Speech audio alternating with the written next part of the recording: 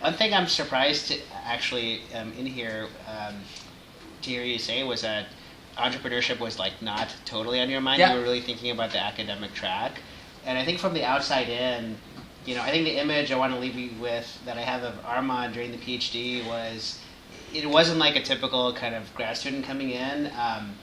At MIT, it's very common for undergrads to be participants in research. Grad students would take them on as mentors. I typically would have like maybe one every quarters, every semester.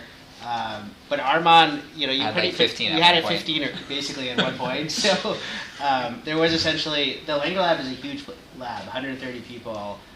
You go into the tissue culture hood, and it was mostly postdocs, researchers who were working, and then there were like 12, of Armand's undergrad researchers who were, occupying all the tissue culture hood. So from the outside in, it looked like you had a vision of what you wanted to accomplish during your PhD. Yeah.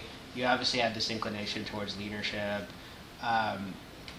Maybe talk a little bit more about what kind of drove that, and how you were thinking about this academic track from the beginning, and not kind of the entrepreneurship or starting something. So that's good to point it out. So I went through some cycles. Like, I wasn't joking about I was seriously considering industry, and like Janan pushing me is what made me go to PhD, because I had also realized there's a bit of a glass ceiling on the science side. Unless you have a PhD, it's hard to advance. So that was more or less what I was resigned to. Otherwise, I didn't initially want to be academic.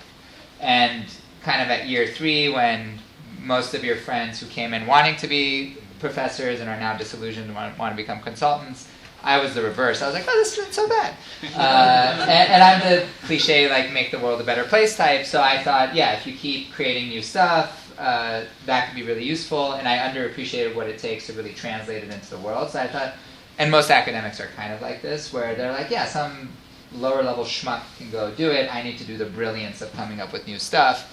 And someone else can just take it and do the obvious thing of make money off of it and spread it across the world. So I think that was kind of the Kool-Aid I was drinking at the time.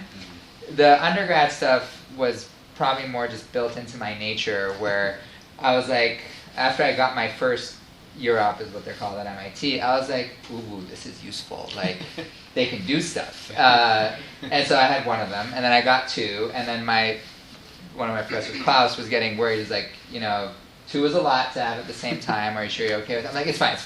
Then I added 3, and he's like, okay, you should probably stop doing this. But then I kept adding, because I was also working the system. I don't know if you knew this, but I would put some of them through Klaus, but some of them through Bob. So no one really knew how many I had, because I was co-advised, and they don't communicate about this stuff. So I had a lot going on through different shadow administrative things. Yeah. And at some point, Klaus did realize what I was doing, but at that point, he's like, okay, nothing's blown up. They seem to like him, so whatever, do what you're doing. Yeah. So I think some of that was for me, it was just like, oh, it's obvious to do this. It had nothing to do with like practicing management. Yeah. I was like, this is clearly how you make your science go faster.